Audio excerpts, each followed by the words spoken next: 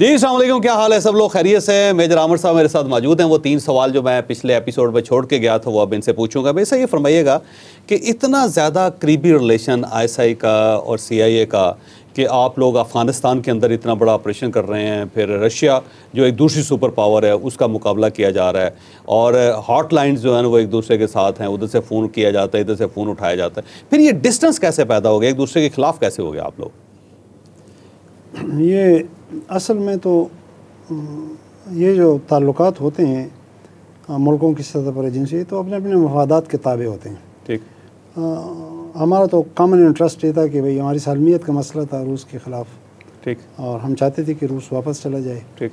और अमरीकी उसको हजीमत से दो चार करना चाहते थे, और हजीमत इसी में थी कि हम उसको पुशबैक करते। ठीक। तो एक कॉमन इंटरेस्ट ये था। ठीक। जैसे मैंने अर्ज़ किया कि हमने उससे बहुत सारे फ़वाइद समेटे, हाँ उसके समरात समेट न सके सारे। ठीक। और इसलिए समेटे कि जो टीम कैप्टन था ज़िया-उल-हक वो मंजर से हट गया था। ठीक। हटा दिया गया था। तो इख्तिलाफ़ात दो चीज़ों पे पैदा हुई। ठीक। ये जब कल्मिनेशन स्टेज था एंड उसमें ज़िया-उल-हक एक फ्रेंडली गवर्नमेंट चाहता था अफ़गानिस्तान, नॉट इस्लामिस्ट। ठीक। कि ऐसी हुकूमत जो पाकिस्तान के लिए उस तरह का मसला न बने जैसे माजी की हुकूमतें बनती रही। मसलन अफगानिस्तान पाकिस्तान के खिलाफ स्ट्रेटजिक डेप्थ यूज़ न हो बाई इंडियन और एनी अदर एनिमी, चाहे वो KGB हो चाहे वो CIA हो। ठीक। सो इसके लिए वो तगदो कर रहा था। आपको याद है कि वो जेनेवा एकॉर्ड पे भी साइन नहीं कर रहा था उस वक्त तक कि जब तक उसने रशियंस को भी कहा कि जब आप वापस जाने का फैसला कर ही चुके हैं तो फिर आओ फैसला करें कि अफगानिस्तान अनारकी से बच जाए। ठीक। तो फिर अमेरिकन और रशियंस एक हो गए थे। ठीक। और दोनों का जो परसेप्शन था ये था कि जी ये फंडामेंटलिस्ट आ जाएंगे। ठीक है। फंडामेंटलिस्ट हम सपोर्ट नहीं कर रहे थे, सपोर्ट मिल रहा था ज़्यादा हिकमत यार को और प्रोफेसर रब्बानी को। ठीक। दोनों बड़ी पार्टियाँ थी इस बुनियाद पर। ठीक। मसला आप देखें कि दोनों को ख़राब तो फंडामेंटलिस्ट थी कि आज के फंडामेंटलिस्ट तो तालिबान है। बिल्कुल सही। उन्होंने उनको दोनों को सो हमारा क्राइटेरिया ये नहीं था कि कौन 5 वक्त की नमाज़ पढ़ता है और कौन 2 वक्त की पढ़ता है और कौन क्या पढ़ता है। नहीं, हमारा क्राइटेरिया था कि किसकी रूट ज़्यादा है वहाँ पे। ठीक है। रूट्स इन दोनों के नो डाउट ज़्यादा थे। सो इनको असला अब इस चीज़ पे रॉयलिस्ट उसको कहते हैं जो बादशाह के नज़दीक थे, मसलन पीर गिलानी साहब, मुजद्दिदी साहब, वो कहते थे कि हमें असला दो, ज़्यादा दो। और वो न उनके पास फाइटर ज़्यादा थे न फेयर था उनके मामले एस पर जो आईएसआई के लोग थे। तो उन्होंने भी जाके लॉबिंग शुरू कर दी थी इसी नुक्ते को आगे बढ़ाने के लिए जो रूसी बढ़ा रहे थे कि जी ये फंडामेंटल्स को आगे ला। और सबसे ज़्यादा ख़तरनाक काम इसमें कमांडर था अब्दुल हक। ठीक। जो बाद में प्रेसिडेंशियल कैंडिडेट थे, वो CIA से थ्रू हो गया। अच्छा, वो डायरेक्ट हो गया। और वो CIA से थ्रू हो गया। जो अफगान डेस्क का इंचार्ज था वहाँ पे एंडरसन, फ्रैंक एंडरसन उसका नाम था, उसके साथ। ठीक। ठीक। यहाँ जो CIA का स्ट्रेटजिस्ट था माइक बेयर्डन, वो उसके हक में नहीं था ज़्यादा, क्योंकि वो ब्लफ खेलता था, झूठ बोलता था, मीडिया को उसने हाथ में किया हुआ था, कुछ लोगों को वेस्टर्न वालों को ओब्लाइज भी करता था। तो उसने भी इस नुक्ते को आगे बढ़ा दिया। ठीक। मैंने कहा आईएसआई का क्राइटेरिया बिल्कुल ये नहीं था। और ज़िया-उल-हक तो एक फ्रेंडली गवर्नमेंट चाहता था जो पाकिस्तान के खिलाफ इस्तेमाल न हो। ठीक है। और कोलेशन हो वहाँ पे। कोलेशन हो। अब उनकी परसेप्शन में, उनकी नज़र में ये बात थी कि नहीं हम फंडामेंटलिस्ट को आगे बढ़ा रहे हैं। इसीलिए जब AIG बनी और मुजद्दिदी को सरबराह बनाया गया तो इनका प्रेशर था, उसमें हिकमत यार बहुत नाराज़ था। ठीक है। ठीक है। तो बुनियादी बात ये थी। ठीक है। दूसरा अच्छा, जब CIA ने डायरेक्ट अब्दुल हक के साथ हुए तो आप नाराज़ हो गए? फिर ऐसे ही नाराज़? हम तो वॉच कर रहे थे ना। ठीक है। हम तो CIA को भी वॉच कर रहे थे, हम तो अफगान कमांडरों की भी वॉच कर रहे थे, हम तो पाकिस्तान का इंटरेस्ट देख रहे थे। ये चीज़ तो रिपोर्ट हो रही थी ना, हम तो, मेरा काम तो रिपोर्ट करना था। ये चीज़ रिपोर्ट हो रही थी, फिर इसका जो तदारुक हम कर सकते थे करते रहे। तो एक इशू अफगानिस्तान था, CIA के साथ डिफरेंसेस। दूसरा जो बड़ा अहम था वो ईरान था। ठीक है। अब अफगान जिहाद से फरागत के बाद वो चाहते थे कि हम ईरान में इंसर्जेंसी स्पॉन्सर करें।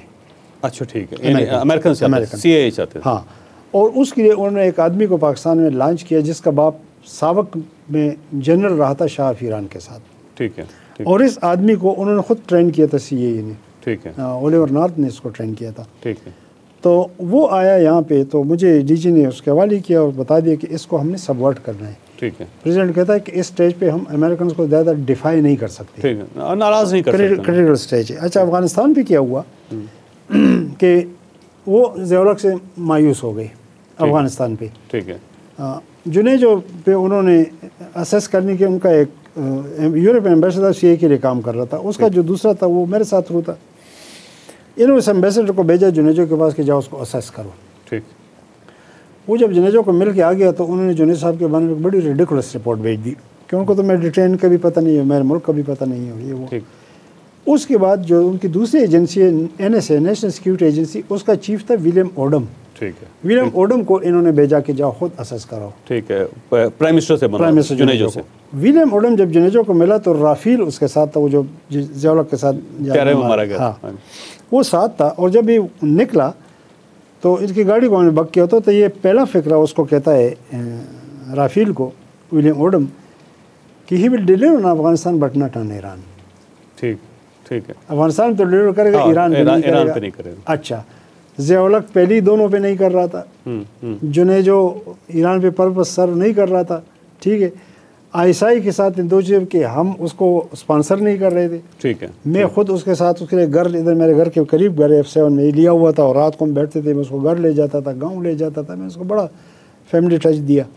और मैं उसको तरीके से अमेरिकन के खिलाफ सपोर्ट करता था कि किसको? ये जो ईरानियन था। ईरानियन का नाम क्या था? परवेज शाह नवाज। ठीक है। और वो पाकिस्तान के अंदर रहता था? वो पाकिस्तान आया था ना, उसका बाप जनरल था साबिक में। ठीक। तो वो तोदा पार्टी से भी उसके कनेक्शंस थे, और जो एंटी क्लर्जी लोग थे ईरान में। तो मैं उसको कि जी ये देखो ये यूज़ करते हैं, हमारे साथ क्या किया, और इस तरह आप वेट करे। खुमैनी जो है ना, इमाम खुमैनी वो बीमार हैं, बूढ़े हैं, उसके बाद तो आपको पता है स्टेबिलिटी होगी नहीं, फिर आपके लिए खुल जाएंगे, इस तरह की बातें होती थी। और अल्टीमेटली लेफ्ट पाकिस्तान, मिशन तर्क करके चला गया। सो ISI के साथ इन दो चीज़ों पे इख्तलाफ बढ़ गया। अब आगे जो प्लान था, प्लान ज़िया-उल-हक तो दोनों पे डिलीवर नहीं कर रहा था। ठीक है। ना अफगानिस्तान पे कर रहा था, जुनेद अफगानिस्तान पे कर रहे थे, ईरान पे नहीं, और आसान पे फिर हुआ जो अकॉर्ड विदाउट ज़िया-उल-हक कंसेंट साइन हुआ, और उसके बाद एक तबाही और बर्बादी शुरू हो गई। ठीक है। अच्छा, उसके बाद इन्होंने 3 फेज़ प्लान बनाया, और ये मैंने रिपोर्ट किया था मार्च 88 में। ठीक। कि पहले फेज़ में जुनेजो को पावर से निकालेंगे। ठीक हो गया। वो उसकी यूटिलिटी नहीं है ना। ठीक है। दूसरे में ज़िया-उल-हक विल बी असैसिनेटेड। ठीक हो गया। ये रिपोर्ट मैंने जुलाई 87 में भेजी थी। ठीक। उसके असैसिनेशन के बारे में। और फिर तीसरे में स्प्लिट मैंडेट के साथ पीपल पार्टी आएगी। People party. ठीक। Between 90 to 95 seats. ठीक है। ये मार्च 88 की रिपोर्ट। ये अमेरिकन का प्लान था? हाँ, ये प्लान था CIA का। अब जुनेजो को इसलिए निकालना था पहले कि वो 8वीं तरमीम के जरिए वो निकला जा सकता था। 8वीं तरमीम जनरल ज़िया ने यूज़ करनी थी। ठीक। सो ज़िया को बैठा के जुनेजो को फारिग करना था, उसके बाद जनरल ज़िया मंजिल से हटाना था, हटा दिया, और उसके बाद इलेक्शन हो गया, पार्टी को 90 समथिंग सीट्स मिल गई।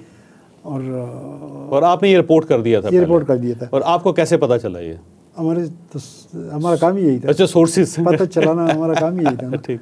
तो और हमने क्या करना था, देखिए पहली पीपल पार्टी और पहली नौसरी गवर्नमेंट भी ईरान की वजह से गिरी।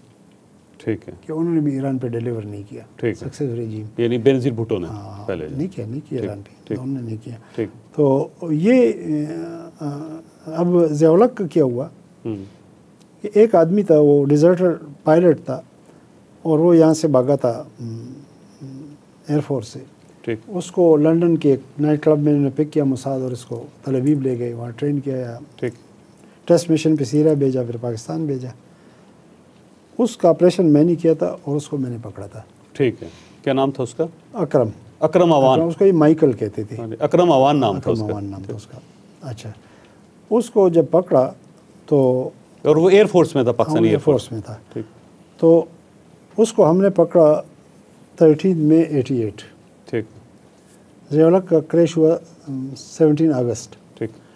वो जिसको में MI के सेल में था उनके पास। तो ज़िया-उल-हक के क्रैश के बाद उसको बुढ़े सगीर और कौन कुरैशी थे, मेरे CO थे कौन कुरैशी, बुढ़े सगीर, दोनों बड़े माशाल्लाह काबिल कॉम्पिटेंट ऑफिसर्स थे, वो इंटरोगेट करते थे। तो मैं चूँकि उसके साथ 2 साल दोस्ती कर चुका था सईद खान के नाम से, तो मुझे एक दिन बड़ी सगीर और कुरैशी ले गए। ठीक। मुझे सामने बुला के कहते meet our ISI Islamabad station chief में जाना। तो वो आदमी ऐसे ईरान बड़ी देर तो कहता है कि सर उसे कहते हैं बड़े सगीर को कि सर आपको पता है इस तल अवीव में बैठे हुए लोग आपसे खौफज़दा हैं। जब भी मैं आता था तो मुझे कहते कि माइकल आईएसआई का ख्याल रखना बड़ी ड्रेडेड ऑर्गेनाइजेशन है। तो मैं तो आईएसआई की जेब में तो 2 साल से। फिर उसे अपनी स्टोरी लिख दी कि as a tribute this young officer. उस वक्त मैं यंग ही था, मैं अपनी स्टोरी खुद लिखूँगा। ये सारी स्टोरी उसने लिख दी। अगले दिन हम गए तो मैं जनरल की जनाजे की वीडियो ले गया। जनरल के साथ मेजर जनरल ऐवान शहीद हुए थे। ठीक ठीक। ये भी ऐवान था, वो इसके जानने वाले थे, उसके कमीशन में उसने इसकी हेल्प की थी। ठीक। जब वीडियो चलनी शुरू हो गई तो इसको तो पता नहीं था कि जनरल का क्रैश हो चुका है, ये तो सेल में बंद था। ठीक। ये मूव होता रहा उसके साथ। ठीक। और जनरल हुसैन अवान का जिक्र आ गया तो ये ब्रेक हो गया, फूट फूट कर रोने लगा, मैच पे सर मारने लगा। हमने फ़ौरन ब्रेक ले ली। मैंने कहा माइकल चाय पियो, relax, we will come again. जब हम रिटायरिंग रूम में चले गए तो मुझे ब्रिसेज ने कहा कि हाँ कमांडर, मुझे कमांडर कहते हैं, हाँ कमांडर बताओ। मैंने कहा सर ये रोना जेन्युइन है। ठीक है। हाँ, और ये साथ कहता I never knew this bastard would do it, I never knew this bastard would do it. ठीक। मैंने कहा सर ये रोना जेन्युइन है और ये अभी बताएगा। खैर हम वापस आ गए तो उसने फिर बता दिया कि जी मैं न्यू दिल्ली में था, कि वो मिशन के लिए गया था, वहाँ से मोसाद का अफसर था, वो अमेरिकन पासपोर्ट पे इधर आया था, और SK सिंह की घर हमारी मीटिंग्स हुई थी और फला आया था। ये तय हुआ था कि एक आला है जो जहाज़ में कॉकपिट में फिट करना है और वो फिर टेक ऑफ के थोड़ी देर बाद वो फॉर्म रिलीज़ करेगा, एवरीबॉडी कॉकपिट में बेहोश हो जाएगा। ठीक। तो कहता है पता नहीं फिर मेरे बाद किसने किया, ये काम मैंने करना था, मैंने कोई आदमी तलाश करना था, कल्टिवेट करना था, तो मैं तो पकड़ा गया। ठीक। सो यहाँ तक तो ये कंफर्म हो गया। आगे दूसरे दिन जब हम गए, उसने एक कहानी सुना दी, तो मैंने जब हम उसने कहानी तो अपनी सारी सुना दी। ठीक।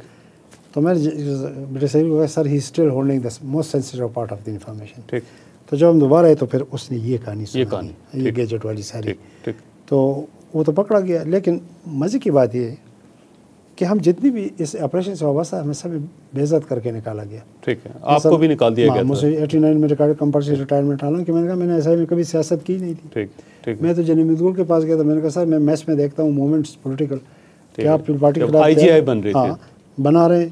उन्होंने कहा अपने काम से फारिग हो गए। मैंने कहा सर काम तो बहुत है, जाओ अपना काम करो। मैंने कहा सर अगर कर रहे हैं तो अच्छा, नहीं करे हमारा काम नहीं है। IGI के फॉर्मेशन में आप नहीं थे? नहीं, फ्रीडम इम्तियाज का इंटरव्यू ऑन द रिकॉर्ड। उसका जब हम बना रहे थे, मैं सेक्टर कमांडर इस्लामाबाद वजान, हमारे साथ असल में नसीरुल्लाह बाबर का मसला था। एक फैमिली हमारा पुराना मसला आ रहा था, तो मेरे पर्सनली खिलाफ था, और ये सारा ड्रामा उसी ने रचाया था बस निकालने के लिए। ठीक है। और फिर ये है कि आपको जो IGI बनाने की वजह से आपको निकाला गया था कि आपने बनाया? मुझे तो उन्होंने जेकर कि जी मैं पीपल पार्टी के खिलाफ लोगों में रात के लिए तैयार कर रहा था। ठीक है। तो जनरल कल्लू ने मुझे टास्क दिया, बोला कि जनरल कल्लू मेरे साथ बहुत शफकत करते थे और मैं भी ऑपरेशन मिडनाइट जाकाल था। हाँ, मैं भी उनके साथ बड़ा लायल था। ठीक। मेरे पास जनरल साहब दुरानी आई थी, DGMI थे, तो मुझे वो चाहते थे कि मैं उनके साथ काम करूं MI के लिए। मैंने इनकार कर दिया था। मैंने कहा जी मैंने प्रोफेशनल डिसऑनेस्टी कभी नहीं की, I stand loyal to general Kallu, चाहे वो रिटायर्ड जनरल क्यों ना, मेरे DG हैं, आपको ज़रूरत है तो मुझे निकाल के MI में ले जाए, मैं करूँगा काम। लगा ऐसा है मेरे कि मैं नहीं कर सकता। तो मुझे जनरल कल्लू ने कहा कि आमिर मैं बहुत अंडर प्रेशर हूँ, बीबी और मेरे पास कोई मेरे साथ कोई कोऑपरेट नहीं कर रहा है, ये अदम एतमाद आ रहा है। ठीक। मतलब नहीं, मेरा बड़ा दोस्त था अल्लाह जन्नत दे। मैंने कहा सर इसमें नदीम बड़ा लीडिंग रोल प्ले कर रहे हैं, मैं उस तक दोबारा कॉन्ट्रैक्ट बहाल कर सकता हूँ। ठीक। उसी से इन्फॉर्मेशन ट्रेड करूँगा, इसमें मुझे कवर लेने पड़ेंगे। IB मेरे पीछे है, मसूद शरीफ मेरे टेलीफोन टेप करे, ऐसा ना हो उसको कोई और रंग दे दे। ठीक। तो क्योंकि जैसे अकरम ओवन के साथ मैं एंटी पाकिस्तान बनकर, उनका नहीं जस्ट डोंट वरी, वही किया। तो मैंने जो मेरे साथ पहले रब्ते कर रहे थे उनसे रब्ता किया, वो मीटिंग के लिए हम गए, वो जाहिर हमने तो NTPP बातें करनी थी, जो इन्फॉर्मेशन निकालनी थी। ठीक। मुझे सारा जो लिस्ट मिल गई कि भाई ये अभी तक मैंने ला के जनरल कल्लू को दे दी थी। ठीक है। ठीक है। पूरी लिस्ट दे दी थी। अगले दिन वहाँ में तो पता नहीं था कि ये टैप कर रहे थे, हम तो पीपल पार्टी वाली की जगह वो टेप प्रोड्यूस कर दी, उसमें तो ज़ाहिर मेरी सारी बातें NTPP थी। मैं फिर जनरल कल्लू को मिलता रहा, तो मैं तो वर्चुअली अंडर हाउस अरेस्ट था, मिल नहीं सकता था। तो JHQ में हमारी इंक्वायरी शुरू हो गई। मैंने वो ब्रीफ सारे दे दी जो मैंने जनरल कल्लू को दिए थे। ठीक है। काफ़ी। और मैंने कहा आप जनरल कल्लू को बुला ले, उन्होंने मुझे साइन किया। अगर वो इनकार कर दे कि मैंने इस मीटिंग की रिजल्टेंट आउटकम उनको नहीं दिया जिसके लिए मैंने मीटिंग की, देखिए ना कोई डिफेक्शन तो हुई नहीं, कोई बंदा तो ख़रीदा नहीं गया, नतीजा जो मैंने हासिल की वो दे दी। अगर वो इनकार कर दे मैं ऑन कर दूंगा। तो मुझे उस रिपोर्ट की सरबराही जनरल अशरफ कर रहे थे, एडमिरल जनरल असद दुरानी उसमें थे, 2 ब्रिगेडियर्स थे, एक कर्नल था।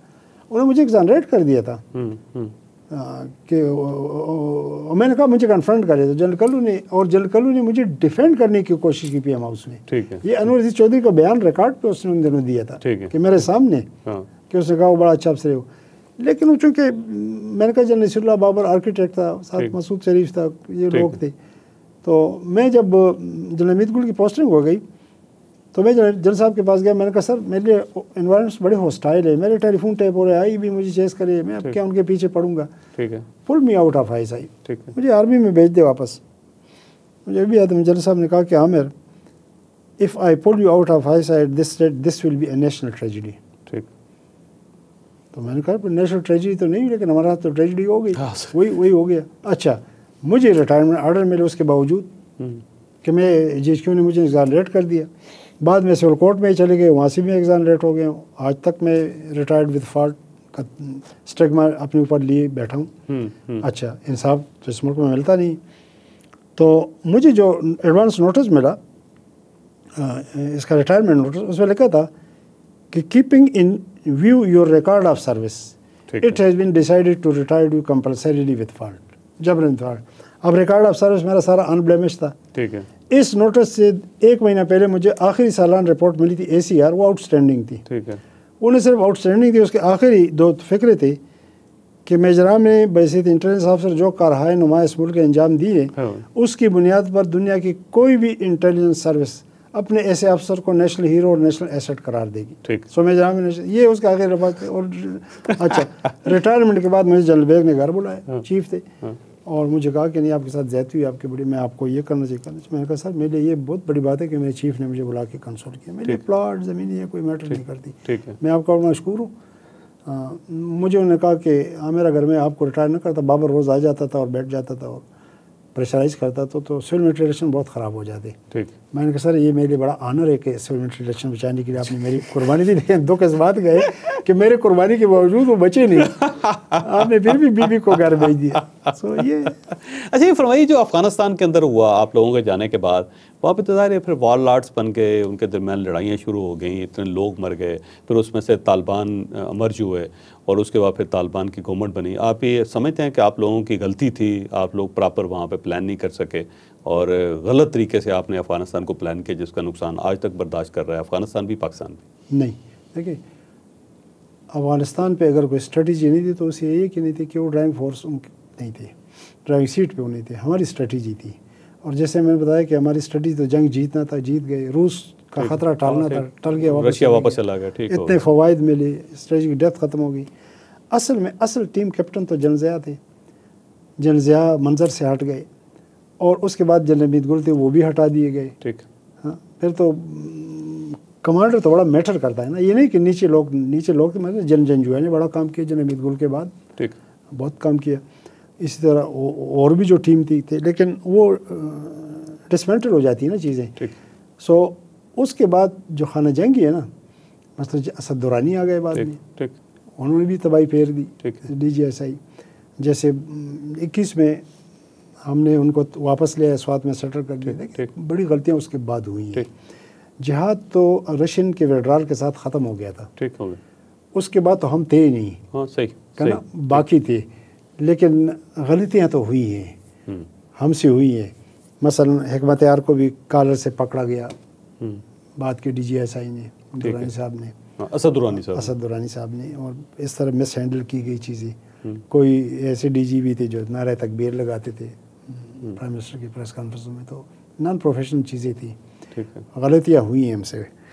तो ख़ासकर रशियन विड्रॉल के बाद के और ज़ियाउल के बाद मैंने कहा ना कि वो ज़ियाउल डिफरेंट था, ठीक, ये ज़ियाउल जो डिक्टेटर था ये उसको भी खा गया, ठीक, उस जिहाद को भी खा गया। मैं फ्रेंकली बता रहा हूँ, आप उसके एटमी प्रोग्राम को डिफेंड नहीं कर सकते, जिक्र नहीं कर सकते, बिल्कुल सही बात, बिल्कुल सही, ठीक है। सो ये ट्रेजिक गलतियाँ हुई हैं। फिर बात ये कि मैंने कहा उसके बाद इट वाज टोटल डिसअरे, ठीक।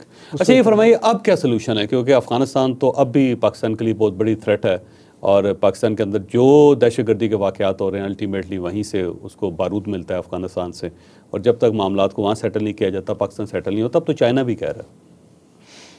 ये बात बिल्कुल ठीक है कि अफ़गानिस्तान असल में वो जो ग़ालिबन द गेटवे टू इंडिया है या कौन सी किताब है जिसने की, वो यूरोपियन ऑथर ने, उसका पहला फ़िक्रा है कि the one who wants to rule India has first to be the lord of Kabul. Kabul, बिल्कुल ठीक। काबुल की हैसियत इंडिया को पता है, ठीक है। वो बड़ा पेनिट्रेट कर चुका है वहाँ के मीडिया में, वहाँ के दोज़ हू मैटर्स में बहुत हद तक, ठीक है। मैंने कहा वो अफ़गानिस्तान से अपने इन्फ्लुएंस ख़त्म नहीं कर रहा है, उसने हमेशा अफ़गानिस्तान को पाकिस्तान के ख़िलाफ़ इस्तेमाल किया है। ये चीज़ हमें नज़र में रखनी चाहिए। ठीक। एक बार तो हमने न्यूट्रलाइज़ कर दिया जिहाद के ज़रिए, ठीक है। अब जिहाद तो इन्वेडर के ख़िलाफ़ हमने एक लड़ा, लेकिन दूसरे इन्वेडर का तो हमने साथ दिया अफ़गानों के ख़िलाफ़। देखिए हमने उसके सफ़ीर को बेइज्जत करके यहाँ से हैंड ओवर किया, हमने उनके लोगों को हैंड ओवर किया, मुल्ला बिरादर को हमने अरेस्ट किया CIA के केले पर, यहाँ तक जनरल शरीफ भी इस पर शामिल था। हम उसको हैंड ओवर करना चाहते थे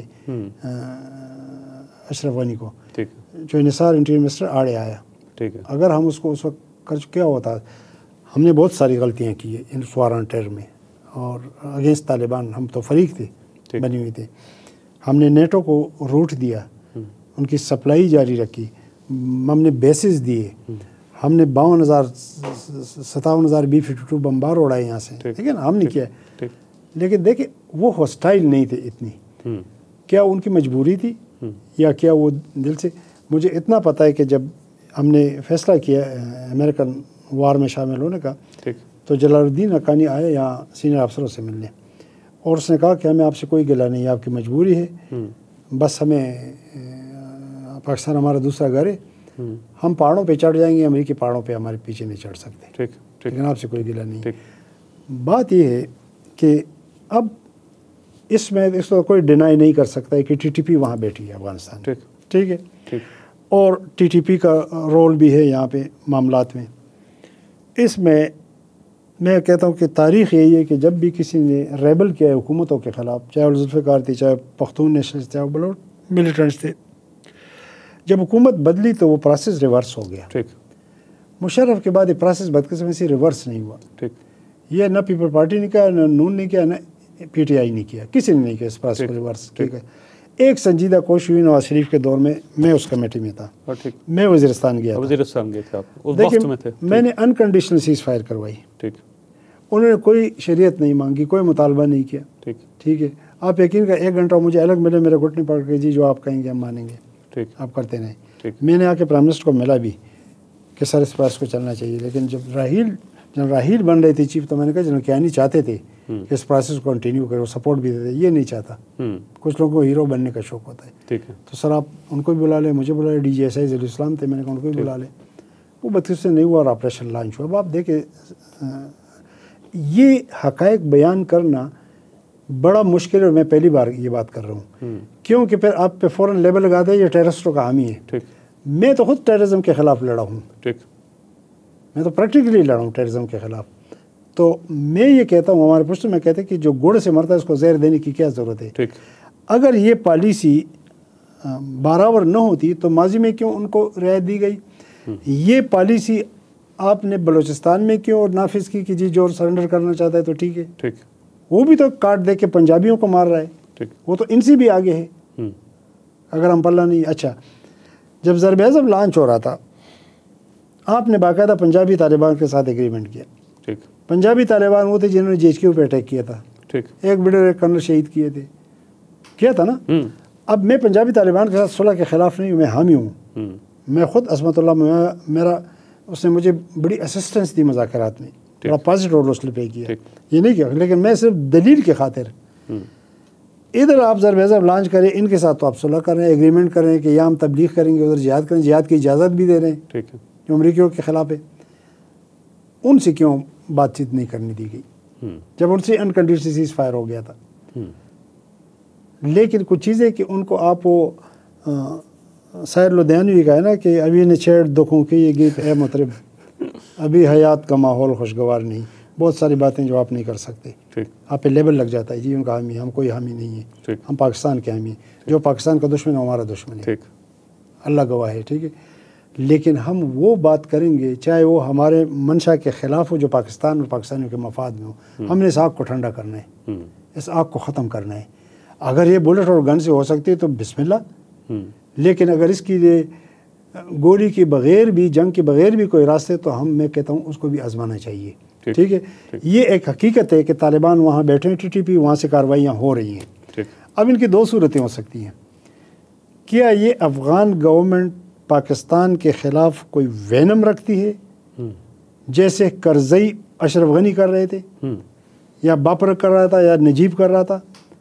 क्या ये उनकी लाइन भी वही लाइन है कि जाओ पाकिस्तान को तबाह बर्बाद करो, या इनकी कोई मजबूरी या कमज़ोरी है? ठीक, आप मेरी बात समझ रहे हैं ना? मैं समझ गया। ठीक, दो सूरतें हैं। ठीक, तो हमें ये एनालाइज करना चाहिए। अगर तो वो कर रहे हैं नजीब, तो फिर तो वो काम हमें भी करना चाहिए जो नजीब के साथ हमने किया, ठीक, जो करज़ई और अशरफ गनी के साथ किया। हाँ, हमारे लिए तो पाकिस्तान सुप्रीम है। ठीक।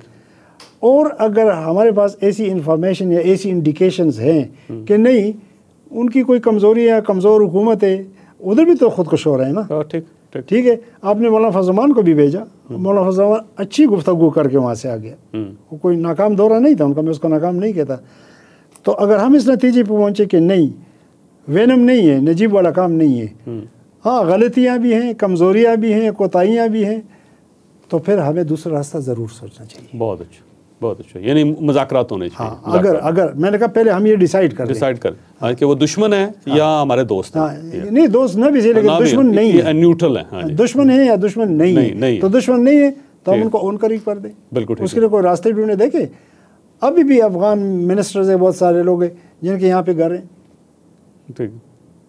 जिनके यहाँ पे घर सारे। मैंने कई लोग पहले ही पाकिस्तान में हुए। इनका साबिक सफ़ीर था वो डॉक्टर, मेरा बड़ा दोस्त है, कभी कभी जहन से नाम निकल जाता है। ठीक।